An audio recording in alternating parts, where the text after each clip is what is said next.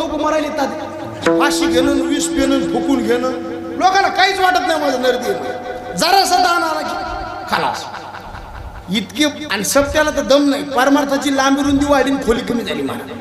किती कीर्तन येते किती भागवत मला सांगू लोक सुधारले आता तुमच्या गावचा किती सप्ताह आहे 12 वर्ष तुमच्यात काय बदल कुशाल लोक नाही म्हणजे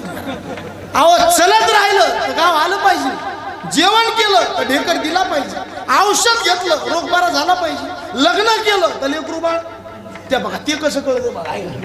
आणि परमार्थ केला तर माणसात काहीतरी परिवर्तन झालं पाहिजे याच्याकरता सक्ती आहेत महाराज